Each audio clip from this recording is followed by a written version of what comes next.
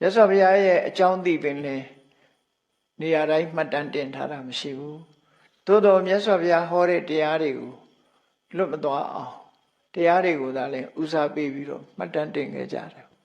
ဒါလည်းတနည်းအားဖြင့်ကျေးဇူးတင်စရာအလွန်ကောင်းတယ်အနည်းဆိုရင်အဆုံးအမတရားတော်ကနည်းနည်း story တွေကများနေမှာဖြစ်လိမ့်မယ်ပေါ့အခုတော့ story ဆိုတဲ့အကြောင်းအရာအထုပ်ပတ်တိကအနည်းငယ်သာပါပြီးတော့ပြောဆိုခဲ့တဲ့အဆုံးအမစကားတွေကပို့ပြီးတော့ပြည့်စုံတယ်အဲ့ဒါကျေးဇူးတင်စရာကောင်းတယ်ကျေးဇူးတင်စရာကောင်းတယ်ပညာရက်တွေများစွာဉာဏ်ရစ်တယ်ပေါ့သို့တော်များစွာဉာဏ်ရစ်တော့လည်းပဲဖျားဟောသမျှတရားတွေအလုံးကိုမှတ်တမ်းတင်နိုင်သလားလို့ဆိုမတင်နိုင်ပါဘူးအချို့ဝက်တော့တာမှတ်တမ်းတင်မြတ်စွာဘုရားဟောသမျှတွေလည်းအကုန်လုံးမှတ်တမ်းတင်တာမဟုတ်ဘူးမြတ်စွာဘုရားကိုယ်တိုင်ကလည်းပဲအကုန်လုံးသိသမျှကိုအကုန်ဟောတာလားဆိုမဟုတ်ဘူးဟောတဲ့ဟောတိုက်တာတော့ပဲဟောတယ်အကုန်ဟောတာမဟုတ်ဘူးသို့တော့သစ္စာလေးပါး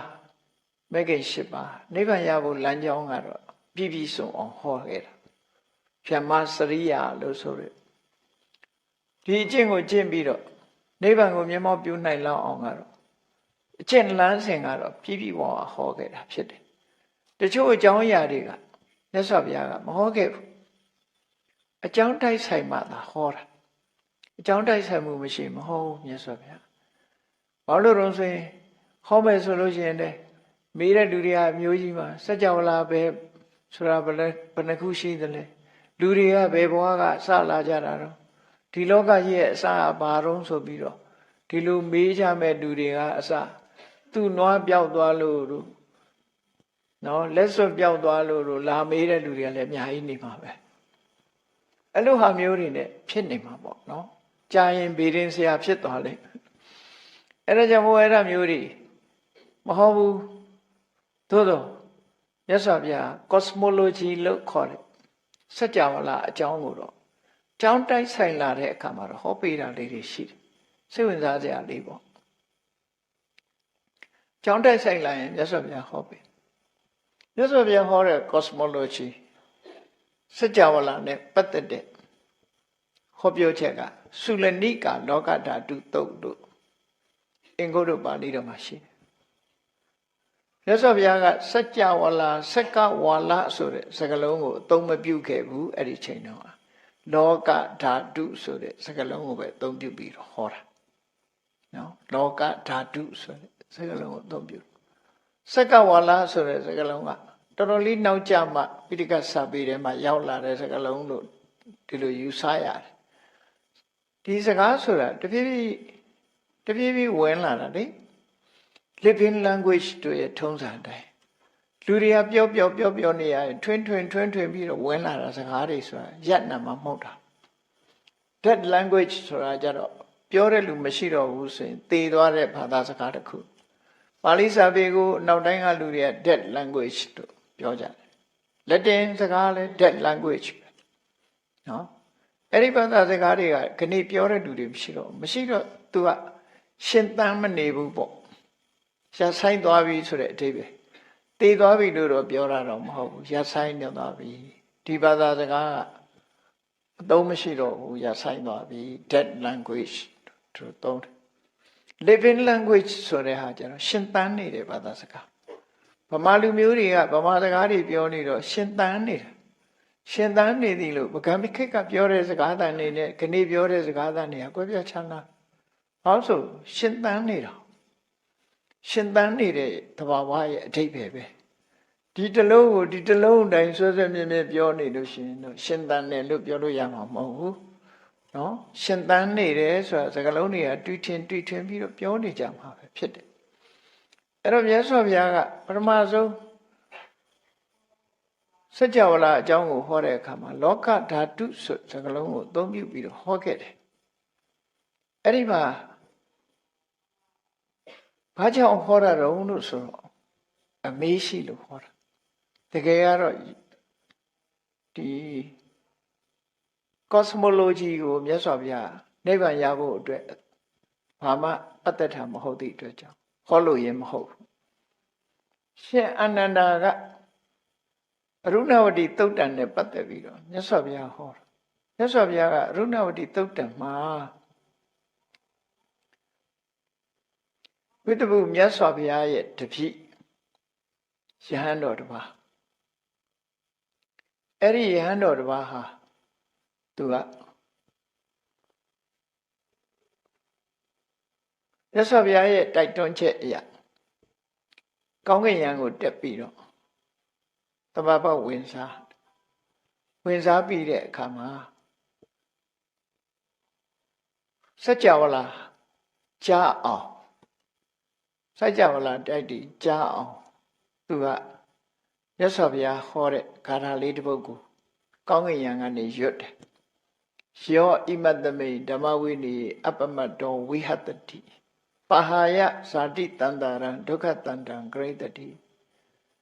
ဓမ္မဝိနည်းဆိုတဲ့သာသနာတော်မှာတဲ့ကျိုးကျိုးဆာဆာနေမယ်ဆိုလို့ရှိရင်အထက်ထက်မွေးဖွားပြီးတော့တန်တရားလဲရတဲ့တန်တရားကိုဆင်းရဲကနေပြီးတော့ဒီဒုက္ခကြီးကိုအဆုံးသတ်နိုင်မှာဖြစ်တယ်တန်တရားလဲရတဲ့ဒုက္ခကြီးကိုအဆုံးသတ်နိုင်မှာဖြစ်တယ်လို့ဒီအဓိပ္ပာယ်ပါတဲ့ခါလာလေးကိုဟောအဲ့တော့စัจ java လာ1000ကကြားအောင်သူကစัจ java လာ1000ကကြားအောင်ဒီမြတ်စွာဘုရားရဲ့ဝိတ္တပုမြတ်စွာဘုရားရဲ့တပည့်ကဒီလိုစွန့်နိုင်တယ်လို့ဆိုတော့ရှင်အာနန္ဒာကသိကျင်တာအရှင်ဘုရားတဲ့သူက1000ကြားအောင်ပြောနိုင်တယ်မြတ်စွာဘုရားကဘယ်လောက်ကြားအောင်ပြောနိုင်တော့ဗျာဆိုတော့မြတ်စွာဘုရားကအာနန္ဒာသူကသာဝကငါကဗုဒ္ဓတူတာမှတ်လို့ပထမမပြောဘူးအဲ့တိုင်းပဲပြောတယ်နော်ဟိုကသာဝကပဲငါဗုဒ္ဓအဲ့ဒါကို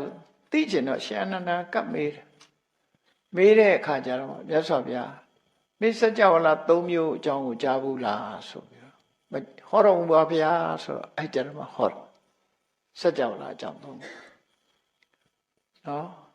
စัจ java လာတွေဖွဲ့စည်းပုံကိုပြောလိုက်တာစัจ java လာဂရေတသိန်းအကြောင်းထီအောင်စัจ java လာ1000ကနေပြီးဂရေတသိန်းထီအောင်မြတ်စွာဘုရားအဲ့ဒီဂရေတသိန်းသောစัจ java လာတိတဟတိမဟာတဟတိလောကဓာတုလို့ဆိုတယ်လောကဓာတ်ကိုမြတ်စွာဘုရားဟာအတန်နဲ့လောကလူသားတွေအားလုံးကြားအောင်ပြောနိုင်တယ်တဲ့ဘယ်ပုံကြားအောင်လုပ်တယ်လဲလူတွေဆိုတာလေဒီစัจ java လာဆိုတာအချိန်ချင်းလဲတူချင်မှတူမအောင်အိတ်တဲ့လူကအိတ်နေမှာလေရှိမှာနော်အိတ်တဲ့စัจ java လာအိတ်နေနေ့လည်းဖြစ်နေတဲ့စัจ java လာနေ့လည်းညဖြစ်တဲ့စัจ java လာညမတူညီတဲ့အနေအထားမျိုးတွေရှိကြအဲ့ဒီအချိန်မှာအာလုံးတတိမူမိအောင်မြတ်စွာဘုရားမလုပ်လိုက်တော့ဆိုညခုံးမှာရှိတဲ့ညခုံးမွေးသုံးဖို့ဆံတော်မှာရှိတဲ့ဆံမဲမြို့သောရောင်ခြည်တော်ကိုလွတ်ပြီးတော့လောကကြီးတစ်ခုလုံးကိုအမှောင်ချလိုက်တယ်လင်းနေတဲ့အချိန်မှာအမှောင်ချပြစ်လိုက်တဲ့အခါကျတော့အားလုံးကကြီးမားတဲ့အမှောင်တူကြီးကိုမြင်ပြီးကြောက်လန့်တကြားဖြစ်သွားနော်လင်းနေရကမှောင်သွားတယ်လို့သူဆိုမှောင်တဲ့နေရာလဲပိုးမှောင်သွားတယ်ဆိုဘာဖြစ်တာပါလဲဆိုလူတွေဟာလှုပ်လှုပ်ရွရွလှူထလာတဲ့အချိန်လေးမှာအုံနှလုံးမွေးညင်းဆိုတဲ့မြတ်စွာဘုရားရဲ့လက်ရရည်ခွေပြီးတော့နေတဲ့မွေးညင်းလေးညခုံးတစ်ခုကြားမှာရှိတဲ့အုံနှလုံးမွေးညင်းကဖွေးဖွေးလှုပ်နေတဲ့ဩရတရောင်ချီတော်ကိုလွတ်လိုက်အခါမှာအမှောင်တူကြီးကပျောက်ကွယ်သွားပြီဖွေးလက်သွားတယ်အဲ့ဒီအချိန်လေးမှာမြတ်စွာဘုရားဒီတရားကိုဟောလိုက်တာအဲ့ဒီနီးနဲ့ဒီစัจ java လာမှာရှိတဲ့တရားတွေအားလုံးကြားအောင်လို့မြတ်စွာဘုရားကအတန်ပြုခဲ့တယ်လို့အဲ့ဒီလိုရှင်အနန္ဒာရဲ့မေးလျောက်မှုကြောင့် cosmology ဆိုတဲ့စัจ java လာအကြောင်းကိုဟောတာအရင်ကဟောထားဘူးတဲ့ပြည့်ပြည့်စုံစုံကတော့နော်သုရဏိကလောကဓာတုသုတ်ဆိုတာရှိတယ် အဲ့တော့အခုကဒါပြောလို့ရင်မဟုတ်ဘူးမြတ်စွာဘုရားမဟောတာတွေအများကြီးရှိတဲ့အကြောင်းနော်ဟောတာတွေလည်းရှိတဲ့အကြောင်းအဲ့ဒါလို့မြတ်စွာဘုရားဟောသမျှတရားတော်တွေကိုအကုန်လုံးမှတ်တမ်းတင်နိုင်တာမဟုတ်ဘူးဟောတာကလည်းအလွန်နည်းတယ်အကျိုးရှိတဲ့အခါအကြောင်းတိုက်ဆိုင်လာမှဟောတာဖြစ်လို့အဲ့ဒီတရားတော်တွေကိုမှတ်တမ်းတင်ပြီးတော့ထားတာအခုအဲ့ဒီမှတ်တမ်းတင်ထားတဲ့ထဲပဲမြတ်စွာဘုရားတရားကိုသာလည်းမှတ်တမ်းတင်တာမဟုတ်ဘဲနဲ့အခုလိုယန္တာပုဂ္ဂိုလ်တွေဟောသွားတဲ့မှတ်သားလိုက်တဲ့တရားတွေနတ်တွေပြမာတွေလျှောက်ကြားသွားတဲ့မှတ်သားလိုက်တဲ့တရားနဲ့ပတ်သက်တဲ့စကားတွေဒါတွေအလုံးကိုမှတ်တမ်းတင်ထားအဲ့မှတ်တမ်းတင်ထားတဲ့ထဲမှာအခုထေရဂါထာဆိုတဲ့ကျမ်းကမထေမြတ်တို့ရဲ့အမတ်တရားစကားများဆိုတာမှတ်တမ်းလုပ်ထားတော့ဘုန်းကြီးတို့တွေအခုကြားနာခွင့်ရတယ်အဲ့တော့ကင်္ခာယေဝရဆိုတဲ့ကိုတော့မှတ်တမ်းတင်တဲ့အခါမှာအတ္တဂရာတွေကသူဟာဘယ်မျိုးသားလဲလို့ဆိုရင်တာဝတိမျိုးသားတဲ့တာဝတိမျိုးတဲကပတ်စံချမ်းသာတဲ့မျိုးရိုးတဲကနေပြီးတော့လူဖြစ်လာတဲ့ပုဂ္ဂိုလ်စေတော်အကြောင်းမြတ်စွာဘုရားကြွရောက်သတင်းသုံးတဲ့အချိန်မှာတာဝတိမျိုးသူမျိုးသားတွေကမြတ်စွာဘုရားစီသွားပြီးတရားနာကြတယ်အဲ့ဒီတရားနာတဲ့တရားနာပရိသတ်ထဲမှာသူပါသွားတယ်ပါသွားပြီးတရားနာလို့သူဟာကြီးညိုတရာပွားပြီးတော့လူဘဝကခွာရှောင်ပြီးတော့ရဟန်းပေါင်းဝတ်သွားတယ်လို့ဒါအထက်ကရာတွေမှာဒီလိုဆိုတယ်သို့တော့ကွဲလွဲချက်ကဘာဖြစ်လဲကွဲလွဲချက်တွေရှိလာဗျမှတ်တမ်းတင်တာကွဲလွဲမှုရှိလာအပဌာနဆိုရယ်ပါဠိတော်ကသူကိုယ်တိုင်ပြန်ပြောတဲ့ autobiography ပုံစံမျိုးနဲ့သူကိုယ်တိုင်ပြန်ပြောတဲ့စကားဟာအဲ့ဒါလေးကိုမှတ်တမ်းယူကြည့်သူကိုယ်တိုင်ပြန်ပြောတာကြတော့တာဝတိမျိုးကမဟုတ်ဘူးအဲ့တော့သူကိုယ်တိုင်ပြောတာကိုပဲပုံပြီးတော့မှတ်တမ်းတင်ရမှာဖြစ်တယ်ပေါ့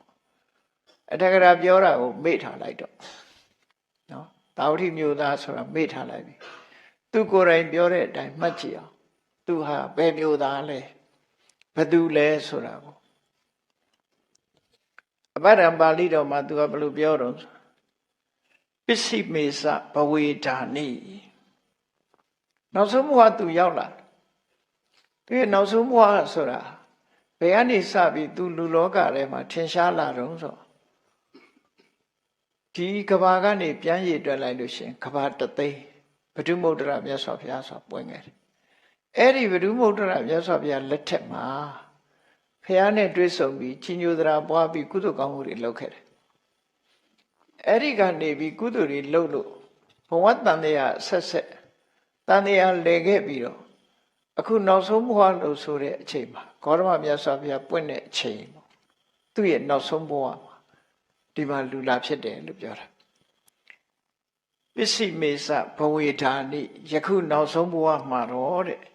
ဇာတောဟံကောလိယပုရိကောလိယမျိုးမှာသူမွေးခဲ့ပါတယ်လို့ဆိုတယ်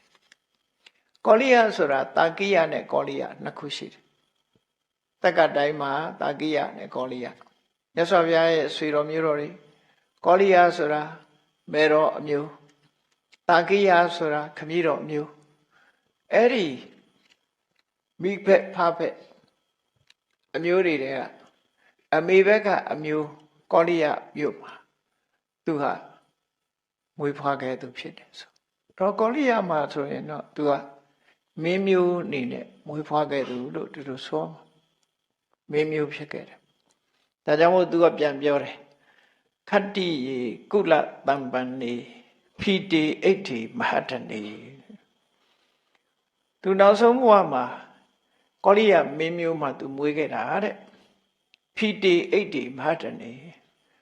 အဲ့ဒီအချိန်မှာတာယာဝါပြောတယ်အလုံးပြည့်စုံတယ်စီးပွားဥစ္စာတိုးတက်စီးပွားဥစ္စာဘလောက်တိုးတက်တယ်ဆိုတာကိုစဉ်းစားကြည့်အဲ့ဒီခေတ်ကချမ်းသာပုံကတစ်မျိုးတော့ခုခေတ်လိုတော့ကာကြီးတွေတော့စီးနိုင်မှုပေါ့ရှိမှမရှိတာတိမ်များလည်းမရှိသို့တော့သူတို့ချမ်းသာကြွယ်ဝမှုကလူတမချမ်းသာကြွယ်ဝမြတ်စွာဘုရားရဲ့ဖခင်ကြီးတော် သုတ္တရဏမင်းကြီးအိမ်မှာဆိုရင်အလုတ်သမားတွေကိုနေ့စဉ်တလေးတံပေါက်ထမင်းနဲ့ကျွေးတာတဲ့အဲ့ဒါသာစဉ်းစားကြည့်ဒီပြင်အိမ်နေမှာဆိုရင်စကွဲထမင်းနဲ့ပအုံးရည်ဟင်းလေးနဲ့ပဲကျွေးတယ်ဒီဘုရားရဲ့ရသော်ဘုရားရဲ့လောင်းတော်တို့ရဲ့အိမ်မှာဆိုလို့ရှိရင်နော်ကောင်းပြီဆိုတဲ့အစားအစာတွေကျွေးတယ်လို့သူတို့ဆိုတယ်ဒါချမ်းသာလို့ကျွေးတာနော်ချမ်းသာကြွယ်ဝမှုရှိကြတယ်အဲ့တော့ဒါကြောင့်လို့သူကပြောတာခတ္တိရေကုလတံပန်နေတကယ်ကိုဆွေကြီးမျိုးကြီးမင်းစိုးရာစာမျိုးတွေမှာတဲ့ဖီတီဟောပြောတယ်သားရတယ်အိတ်တီပြပြဆုံးတယ်မဟာတဏီဥစ္စာဒနာကြွယ်ဝချမ်းသာတယ်ဆိုတဲ့အမျိုးမှာသူဟာလူဖြစ်ခဲ့တာပါလို့ဒါသူ့ဘဝသူပြန်ပြောပြတဲ့စကားပဲအဲ့ဒါလို့ပြောပြီးသူဆက်ပြောတာယထာကပိလဝဋ္ထုသမိဗုဒ္ဓဓမ္မမထေတယိမြတ်စွာဘုရားဟာကပိလဝမြို့ကိုကြွလာတာပရမကျိန်ကြွတာရှိတယ်ပရမကျိန်ကြွတာဆိုလို့ရှိရင်ဘုရားဖြစ်ပြီးတဲ့နောက်နော်တစ်နှစ်အကြာတပေါင်းလာပြီးမှတပေါင်းလာပြီးတော့တဲကနေစပြီးခရီးထွက်ပြီးစုံလာပြီးမှရောက်သွားတာအဲ့ဒါပထမအချိန်ကြွတာနောက်ကြွတဲ့အချိန်တွေလည်းရှိသေးတယ်ဘယ်အချိန်ရလို့တော့မသိဘူးမြတ်စွာဘုရားသခင်ကိုရောမြတ်ကပိလဝမြို့ကိုကြွလာတဲ့အခါမှာတဲ့တရားဓမ္မကိုဟောပြောခဲ့တယ်ဆွေတော်မျိုးတော်တွေကိုတရားဟောတယ်နော်ယထာကပိလဝဋ္ထုသမိဗုဒ္ဓဓမ္မမထေတယိမြတ်စွာဘုရားဟာကပိလဝမြို့မှာတရားဟောခဲ့တယ်တဲ့တဒါပတံနောတုကတိပပိစိအနာဂရိယအဲ့ဒီမှာတာဂုမင်းသားတွေကောလိယမင်းသားတွေဟာမြတ်စွာဘုရားပေါ်မှာကြီးညိုပြီးတော့ယဟန်ဝကြတာအများကြီးပဲအဲ့ဒါလို့ယဟန်ဝကြတဲ့အထက်မှာသူလည်းအဲ့ဒီထဲမှာပါဝင်ပြီးတော့အဲ့ဒီတော့ကယဟန်ဝခဲ့တယ်ဘုရားတရားနာရတဲ့အခါမှာကြီးညိုသရာပွားပြီးတော့တောထွက်နော်တောထွက်ပြီးသာသနာပေါ်ဝင်လိုက်တယ်ပေါ့သာသနာပေါ်ရောက်လာတဲ့အခါမှာသူ့ရဲ့စိတ်နေသဘောထားအားလျော်စွာမြတ်စွာဘုရားသခင်ကိုရောမြတ်ကဝိနိသိက္ခာဘုဒ္ဓပြညတ်ထားတာရှိတယ်အဲ့ဒီပြညတ်ချက်တွေနဲ့ပတ်သက်ပြီးတော့လောက်ကောင်းလားမလောက်ကောင်းလားဆိုတဲ့အပေါ်မှာတန်တရားသူများတဲ့ချီးတဲ့ပုဂ္ဂိုလ်ဖြစ်လာတန်တရားချီးတဲ့ပုဂ္ဂိုလ်ဖြစ်တော့သူကအမြဲတမ်းတန်တရားအားကြီးတဲ့ပုဂ္ဂိုလ်လူဆိုတာတယောက်နဲ့တယောက်မတူတန်တရားချီးတဲ့ပုဂ္ဂိုလ်ဘယ်သူမှမသိငါဘူးနော်တန်တရားချီးလွန်းတဲ့ပုဂ္ဂိုလ်အဲ့မှာသူပြန်ပြောတာပါပြောတော့ဆိုကင်ခာမေဘဟုလာအာတိသူကအမြဲတမ်းတွေးတောတယ်တွေးတောပြီးတော့သူမဆုံးဖြတ်နိုင်ရင်တန်တရားဖြစ်တာပေါ့ဟုတ်လားသူရတွေးမှတန်တရားဆိုတာဖြစ်တာဟုတ်ဘာမှမတွေးဘဲနဲ့အေးဆေးဆေးနေတဲ့လူလည်းရှိတာပဲသူကတော့မဟုတ်ဘူးတွေးတယ်အတွေးများတဲ့အခါကျတော့ကင်ခာမေဘဟုလာအာတိကပ္ပကပ္ပေတဟိန်ထိုကိစ္စတွေမှာယဟန်တန်ဃာတွေလုတ်ကောင်းသလားယဟန်တန်ဃာတွေနဲ့အဆတ်သလားသို့မဟုတ်မလုတ်ကောင်းဘူးလားမအဆတ်ဘူးလားဆိုတဲ့အချက်တွေနဲ့ပတ်သက်ပြီးတော့သူဟာတန်တရားပွားတဲ့ပုဂ္ဂိုလ်ဖြစ်တယ်တဲ့အဲ့လိုတန်တရားပွားခဲ့တယ်ဆိုတဲ့အကြောင်းသူပြန်ပြောတယ်အဲ့တော့သူတန်တရားပွားပုံလေးတစ်ခုကိုပြောပြမြတ်စွာဘုရားကယောပနဘိက္ခုဝိကာလေခာရဏိယံဝါဘောဇနိယံဝါခာရိယဝါဘုံဇေယဝါပါစိတ္တယံဝိကာလအချိန်စွန့်စားရမယ့်အချိန်မဟုတ်တာနေ့မွန်းလွဲတဲ့အချိန်ကနေပြီးနောက်တည့်အာယုမတက်မီအတွင်းဝိကာလအချိန်မှာခဲဝယ်ဘောဇင်ကိုစားမယ်ဆိုရင်ပါစိတ်အဘသင်တယ်လို့မြတ်စွာဘုရားအဲ့လိုပြန်အဲ့ဒီပဲခဲဝယ်ဘောဇင်ဆိုတဲ့နေရာမှာခဲဝယ်ဆိုတာလူတွေကြွကြွဝါစားတဲ့မုတ်ပဲတေးစားခဲဝယ်ဘောဇင်ဆိုတာအမာကန်စားတဲ့ထမင်းဟင်းလို့ပြောပါစို့နော်အဲ့ဒါ အဲ့ဒီခေါ်ပွဲဘောဇဉ်တွေကိုဝိကာလအချိန်မှာမစားရဘူးလို့ပြီးတော့ကာလိက၄မျိုးဆိုပြီးတော့သတ်မှတ်ထားတာရှိတယ်နော်ယာဝကာလိကတဲ့ဘုန်းကြီးတွေရဲ့အသုံးလေးပါယာဝကာလိကဆိုတာမနေ့အာယုတက်တဲ့အချိန်ကနေပြီးတော့12နာရီအတွင်းအချိန်လေးမှသုံးရတဲ့စားရတဲ့ဆွမ်းတို့မုံတို့မုံပဲသေးစာတိနံမျိုးစုံအဲ့ဒါကိုယာဝကာလိကလို့ခေါ်တယ်ယာဝကာလစားချိန်အတွင်းသာစားနိုင်တယ်လို့ဆိုလိုတဲ့ပစ္စည်းကတစ်မျိုးနော်အဖြောယမကကြတော့ယာမကာလိကတဲ့ပထမယံအတွင်းမအိခင်ညနေမှာအဖြောယမကကပ်ပြီးနောက်တည့်မကူရဘူးဒီမှာပဲတောင်းအောင်ယာမကာလိကအဲ့ဒါကတစ်ခုတတ္တဟကာလိကဆိုတာတခါကပ်ခံထားလို့ရှိရင်9ရက်ထားနိုင်တယ်ထောပတ်တို့ပြားရည်တို့နော်စီတို့စီဥတို့တင်းလဲတို့ဆိုတာတွေအဲ့ဒါတွေက9ရက်ဆိုပြီးတော့ထားတတ္တကာလိက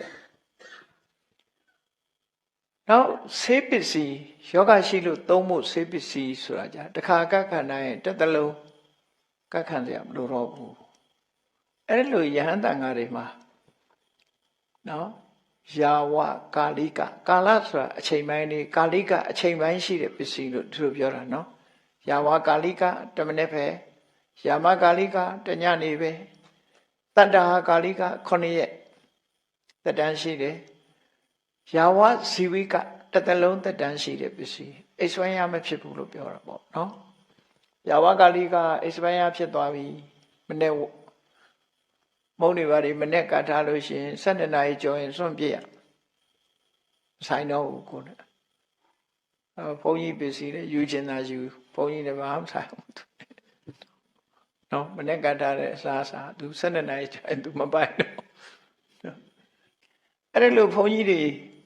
စာအာဟာရနဲ့ပတ်သက်ပြီးတော့၄မျိုးခွဲတာရှိတယ်တရက်တော့ဒီရှင်ကင်ခာယေဝရကခီးသွားတာသူ့နောက်ပါတပည့်တွေနဲ့သူခီးသွားတဲ့အခါကျထညက်လုတ်တဲ့ထညက်ချက်တဲ့ဖိုးကိုသွားကြည့်တယ်ထညက်ခဲတာကိုသွားကြည့်အဲ့ဒီခေတ်တုန်းကထညက်ခဲထဲမှာဘာတွေထည့်တုံးဆိုမုံညက်ထည့်တယ်ခဲအောင်လို့ထညက်ထဲမှာမုံညက်ထည့်တယ်ပြာထည့်တယ်နော်ပြာထည့်တယ်ခုခေတ်တော့ဘာတွေထည့်တုံးဆိုပြောတယ်ကြားဘူးတော့ကိုတော့ထညက်ဖို့မရောက်ဘူးတော့ဘာတွေချက်မှမသိဘူးအဲ့တော့ဟိုရင်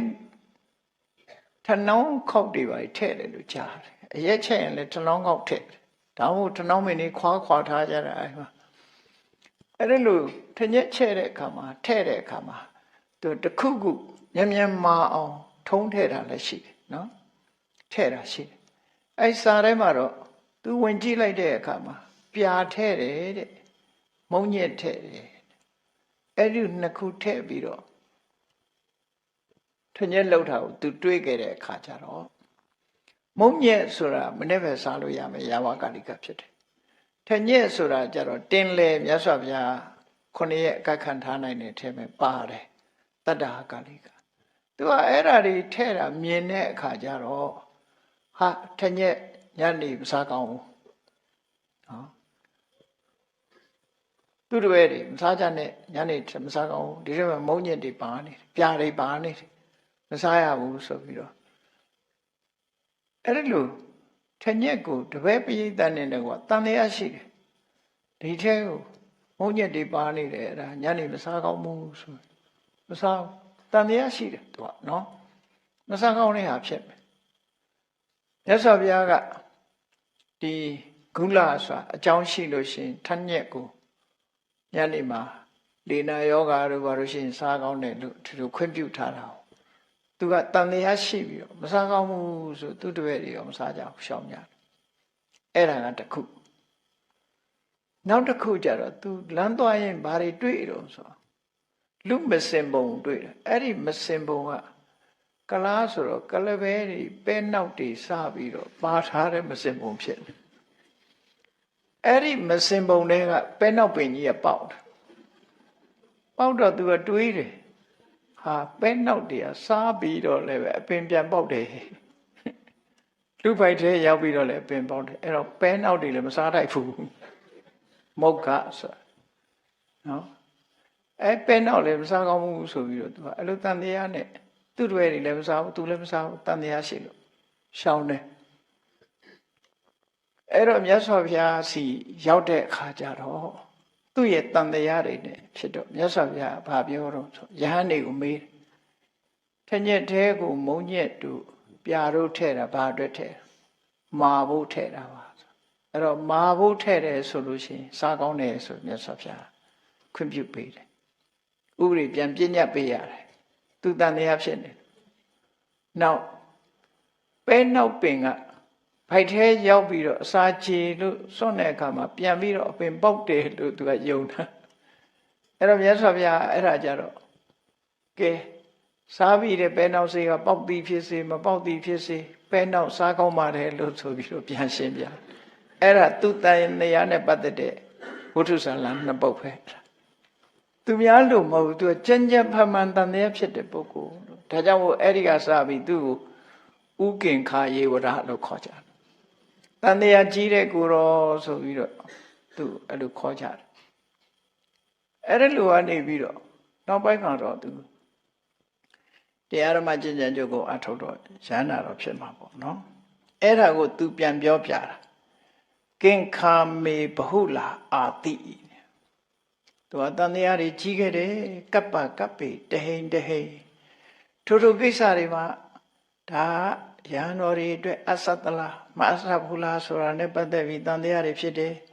တပ္ပန္တံဝိနည်းဘုဒ္ဓောထေတ္တဝဓမ္မမုဒ္ဓမံမြတ်စွာဘုရားသခင်ကိုရောမြတ်ကအကောင်းဆုံးဒေသနာတရားကိုဟောပြောပြီးသူ့ရဲ့တန်တရားတွေကိုဖယ်ရှားပေးခဲ့ပါတယ်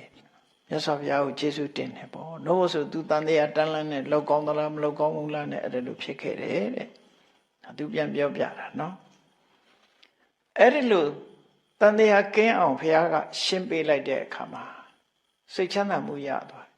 ။ချို့ကြတော့ကိုယ်တီလာလေးကိုကိုယ်ဆင်ရင်ကိုယ်တီလာကိုကိုယ်စင်ကြယ်ခြင်းတဲ့အခါကျတော့ရဟန်းနေမှာဝိနည်းကုတ်ကုတ်စာဆိုတဲ့တန်တရားဖြစ်တတ်တယ်အဲ့ဒါတကယ်စင်ကြယ်အောင်လုပ်ချင်တဲ့ပုဂ္ဂိုလ်ကြတော့အဲ့ဒါအနောက်အရှက်ကြီးတစ်ခုပဲနော်ငါတီလာစင်မစင်ကြယ်လားတန်တရားတွေဖြစ်တယ်အဲ့ဒါလို့တန်တရားတွေများပြီးတော့ဒုက္ခရောက်တတ်တယ်ပေါ့တချို့လဲဘုန်းကြီးတွေကဘုန်းကြီးဘဝနဲ့နေအာဘကရှိတော့တန်တရားတွေများလာတဲ့အခါကျလူထွက်ကြတဲ့ကိုယ်တော်တွေလည်းရှိတယ်နော်တန်တရားကြောင့်လူထွက်တာသူတို့ကိုယ်တီလာကိုကိုအားမရတဲ့အခါလူထွက်လိုက်ကြတယ်အဲ့ဒါလို့ဒီမြန်မာပြည်မှာအစဉ်လာတစ်ခုရှိတယ်ဆရာတော်ကြီးတွေအစဉ်လာတစ်ခုဖြစ်ဘာဖြစ်လဲဆိုလို့ရှိရင်ပြန်တော်မူကန်လေးကြတော့ဖိုးသူတော်ဝတ်လိုက်ကြတာနော်ဘာဖြစ်လို့ဖိုးသူတော်ဝတ်တော့ဆိုရဟန်းဘဝမှာအဘဆိုတာတင့်တတ်တာမတိဘဲနဲ့တင့်နေတဲ့အဘမျိုးကလည်းရှိတတ်တယ်မြတ်စွာဘုရားဟောတယ်အဘတန်းလန်းနဲ့သိလို့ရှိရင်ငရဲတဲ့တရိစ္ဆာန်တစ်ခုခုပဲလို့ဟောထားတော့ကြောက်တယ်ကြောက်တော့ဘုန်းကြီးဘုရားမှာနေလို့ရှိရင်ဒီသီလမစင်ကြယ်လို့ရှိရင်ငါတို့ဘုရားအဆင်မပြေဘူးအဲ့တော့10ပါးလေးနဲ့ပဲနေတော့မယ်9ပါးလေးနဲ့နေတော့မယ်ဆိုသေမဲ့ယောဂဖြစ်လာပြီဆိုကျွတ်တင်ပြီးလူထွက်ပလိုက်ကြမသေးလို့ရှိရင်ဖိုးသူတော်တန်းလန်းဖြစ်နေကြနော်သေသွားရင်တော့ကိစ္စမရှိဘူးအဲ့ဒါမြန်မာရာဇဝင်မှာရှိတယ်မြန်မာရာဇဝင်မှာရှိတယ်လူအလဲကြတယ်ဆိုတဲ့အစဉ်လာလေးတစ်ခုရှိတယ်နော်တေကနေမှာဆိုရင်အဘတန်လန်းနဲ့မသေးခြင်းလို့လူလဲပြီးတော့၅ပါးသီလလေးနဲ့သေချတယ်တန်တရားကြောင့်မို့လို့အဲ့ဒါလို့လုပ်တယ်နော်အဲ့ဒီမှာရှင်ကင်ခာယေဝရဟာလည်းပဲနေမတိထိုင်မရှိလို့ပဲဟိုဟာလေးဆိုရင်အမအကလာလုံးမလုံးကောင်းရလားဒါလေးကရောသိက္ခာပုဒ်များထိနေမလားသူ့စိတ်ထဲမှာအဲ့လိုတန်တရားတွေကအလွန်ကြီးနေတော့မြတ်စွာဘုရားကအဲ့ဒီတန်တရားတွေကိုဖျောက်ပြီးတော့ဟောပြီးအဲ့လိုပုဂ္ဂိုလ်မျိုးတွေရှိတယ်ဘုရားလက်ထက်တုန်းကသိက္ခာပုဒ်150 229သွယ်တဲကခဏနဲ့တက်ပြီးပြောမှဆိုရင်140ကျော်လေးပဲရှိတယ်အလုံး150ထားသိက္ခာပုဒ်150နဲ့ပတ်သက်ပြီးတော့ အလေးနဲ့ထားပြီးဆင်ញင်သုံးသက်တဲ့ကိုရောတပါးဖះသွားလျှောက်တယ်ရှင်ဘုရားတဲ့သိက္ခာပုဒ်တွေကအများကြီးတယ်150ကျော်ရှိတယ်ဒီတော့မကျင့်နိုင်ဘူးတဲ့အဲ့ဒါတွေမကျင့်နိုင်တော့ဘူးတဲ့များလွန်အကြီးတယ်မလိုက်နိုင်ဘူးတဲ့အကုန်လုံးဆိုတော့မြတ်စွာဘုရားအဲ့ဒါဆိုရင်အဲ့သိက္ခာပုဒ်တွေအများကြီးမလိုက်နိုင်ဘူးမင်းတစ်ခုတည်းပဲထိမ့်မို့ကွာတဲ့ဘာထိမ့်ရမှာတော့မင်းစိတ်ကလေးပဲထိမ့်လို့ပြောတယ်အဲ့တော့စိတ်ထိမ့်လိုက်ရင်လည်းအကုန်ပြီးပါတယ်လို့ဆိုလို့တန်တရားပေါ့နော်တန်တရားဘုန်းကြီးဆိုတာကသင်္ကန်းအသစ်လေးရလာတဲ့အခါမှာလည်းအဋ္ဌံတင်ထားရတယ်မတင်မဲတဲ့ဒီတိုင်းထားလို့10ရက်ကျော်သွားရင်အဘသိများသင်္ကန်းအသစ်ကလေးကိုဝတ်လို့ရှိရင်လည်းဘိန္ဓုထိုးတယ်ဆိုအပြောက်ကလေးချရတယ်အဋ္ဌံတင်ရတယ်အဲ့ဒါမလုပ်ဘဲနဲ့ဒီတိုင်းဝတ်ရင်လည်းအဘကဖြစ်ပြန်ရောဒါကြောင့်မို့လို့ဒုံလဘဝတ်တဲ့လူတွေပြောတာမင်းတို့ဘာလို့အကုသိုလ်ဝင်းယူချင်တာတော့ဒီတိုင်းနေလည်းပဲနိဗ္ဗာန်ရောက်ပါတယ်လို့နိဗ္ဗာန်ရောက်ပါတယ်ဘုန်းကြီးအကောင်းထင်ပြီးဝတ်နေကြတယ်အဲ့တော့ဒုံလဘကိုဒါမှအားမပေးဘူးလို့ဘာလို့လဲဆိုရင်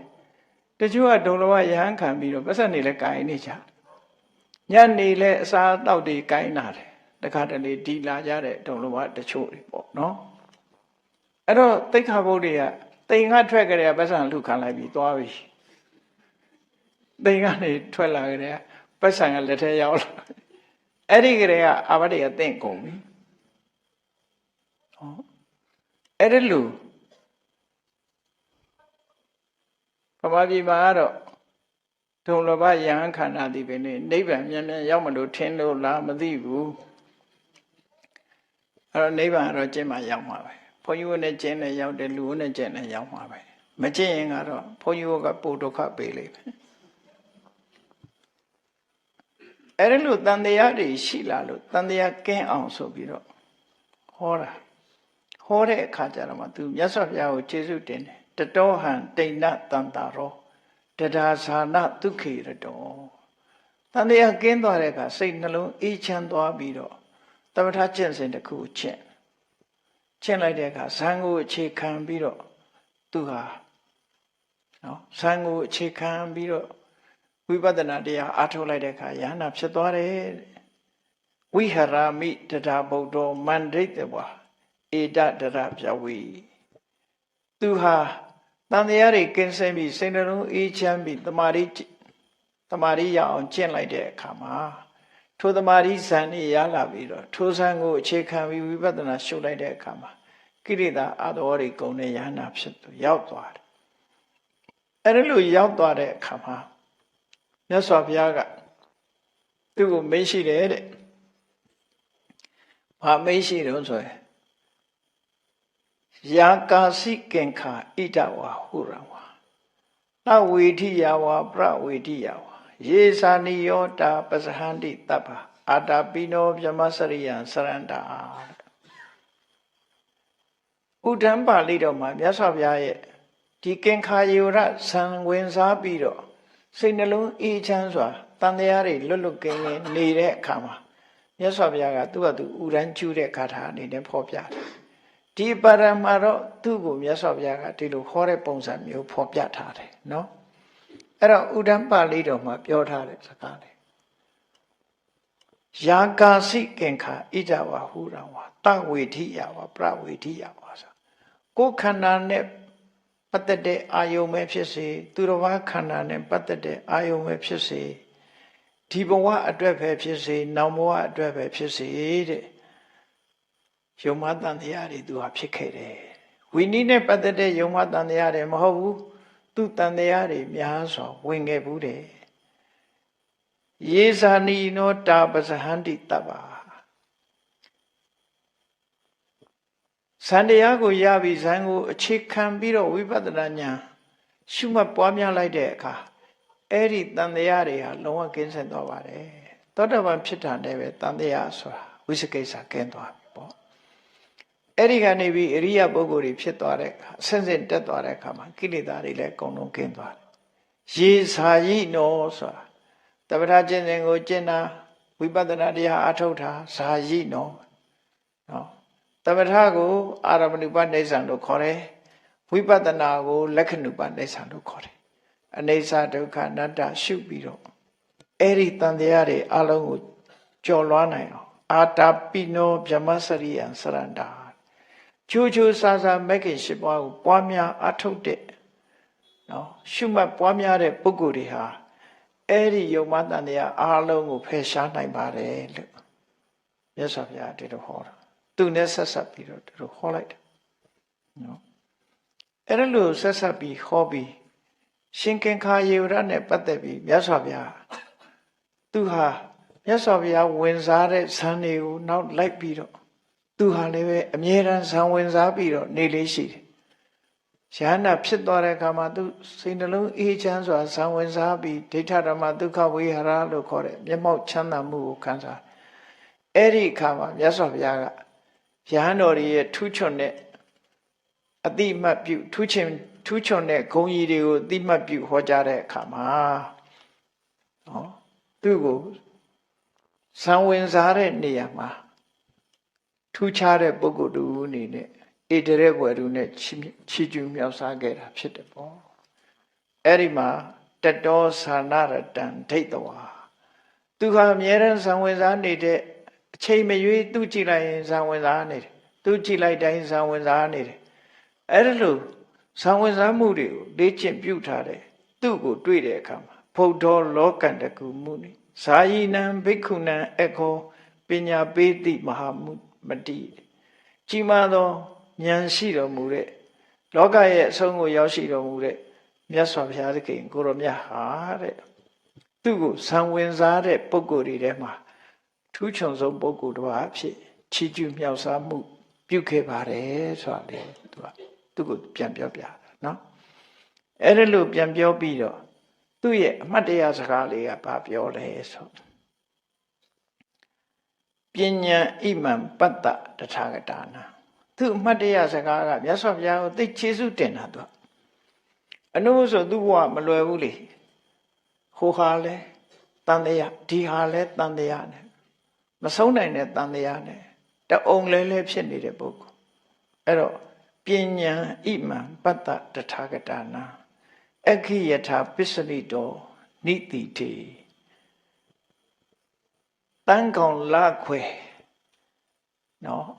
တန်းကောင်လခွေမိုးမောင်တောလဲဆိုလခွေတန်းကောင်မိုးမောင်တောလဲ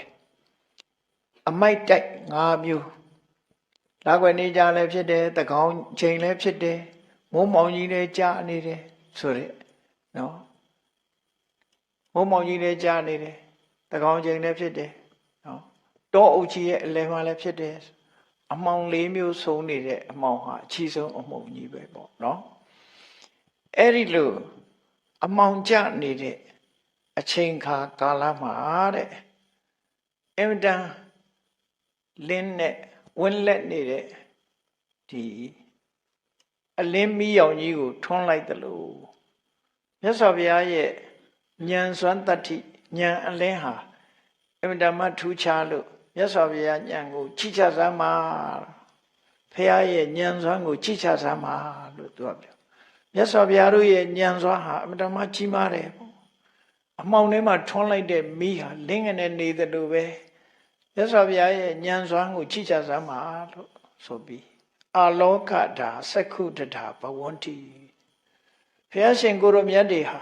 လောကကြီးကိုအလင်းပေးတဲ့ပုဂ္ဂိုလ်တွေဖြစ်တယ်လောကကြီးကိုမျက်လုံးတက်ဆင်ပေးတဲ့ပုဂ္ဂိုလ်တွေဖြစ်တယ်အလင်းနဲ့မျက်လုံးဆိုတာသူတို့ပဲလေနော်အလင်းရောင်ပေးမှမျက်စိအမြင်ပေးမှအသိဉာဏ်ကိုပေးတာကိုတင်စားပြီးတော့ပြောတာနော်လောကကြီးကိုအလင်းရောင်ပေးတယ်လောကကြီးကိုမျက်လုံးတက်ဆင်ပေးတယ်အမှန်တရားကိုသိအောင်ဓမ္မစက္ခုဆိုတဲ့မျက်လုံးကိုပေးအပ်တယ်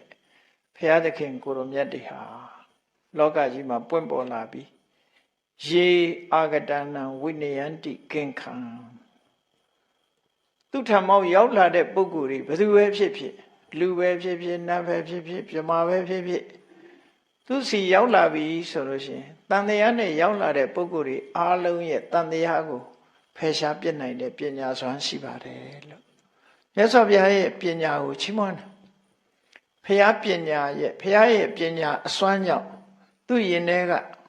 မနှုတ်သိမ်းနိုင်တဲ့ တန်တရားကြီးတွေကိုမြတ်စွာဘုရားရဲ့အဆုံးအမတရားတော်ကိုနားလဲရတဲ့အခါမှာရှင်ထဲမှာရှင်းသွားတယ်အဲ့ဒါကြောင့်မြတ်စွာဘုရားရဲ့ပညာဟာအင်မတန်မှထူးချွန်ပါတယ်အမောင်ထဲမှာထွန်းလိုက်တဲ့မီးရဲ့အလင်းရောင်လိုပဲသူရှင်ထဲမှာလင်းငနဲ့သွားတယ်သူခေါင်းထဲမှာလင်းငနဲ့သွားတယ်ပေါ့မြတ်စွာဘုရားဟာလင်းရောင်တွင်တဲ့ပုဂ္ဂိုလ်ကြီးဖြစ်တယ်မျက်စိအမြင်ကိုပေးတဲ့ပုဂ္ဂိုလ်သူမြတ်တွေဖြစ်တယ်သူစီရောက်လာလို့ရှိရင်ဘယ်ပုဂ္ဂိုလ်ပဲဖြစ်ဖြစ်တန်တရားကင်းမှုအဲ့ဒီရောက်လာတဲ့ပုဂ္ဂိုလ်ရဲ့တန်တရားကိုပယ်ဖြောက်ပေးနိုင်တဲ့စွမ်းရည်တတိရှိကြပါပေတယ်လို့မြတ်စွာဘုရားကိုချီးကျူးဂုဏ်ပြုတဲ့ဒီဂါထာဟာသူ့ရဲ့အမတ်တရားစကားပဲဖြစ်တယ်ပေါ့အေးအဲ့ဒီအမတ်တရားစကားကိုပြောတာကိုပဲဒီမထေရမြတ်ရဲ့အမတ်တရားစကားအဖြစ်ထေရဂါထာပါဠိတော်မှာမှတ်တမ်းတင်ထားတာဖြစ်တယ်တရားချစ်ခင်သူတော်စင်ပြိဿအပေါင်းတို့တန်တရားကိုကင်းပြအောင်ခေါ်စွမ်းနိုင်တဲ့မြတ်စွာဘုရားရဲ့ပညာစွမ်းကိုချီးမွမ်းထောမနာရတယ်လို့မိမိတို့တဏ္ဍာမှာရှိတဲ့တန်တရားဖြစ်เสียရည်နဲ့ပတ်သက်လာလို့ရှင်လေမြတ်စွာဘုရားရဲ့အဆုံးအမတရားကတန်တရားကိုကင်းပြောက်စေပြီးတော့ရင်ထဲနှလုံးထဲမှာအေးချမ်းသွားအောင်ဆွဲဆောင်နိုင်လို့မြတ်စွာဘုရားဟာတကယ်အလင်းရောင်ကိုပေးနိုင်တဲ့ပုဂ္ဂိုလ်သူပုဂ္ဂိုလ်မြတ်ဖြစ်တယ်ဆိုတာလူတိုင်းမှတ်သားနာယူပြီးမြတ်ဗုဒ္ဓရဲ့အဆုံးအမကိုလိုက်နာကျင့်သုံးအောင်ကြိုးစားအားထုတ်နိုင်ကြပါစေကုန်သတည်း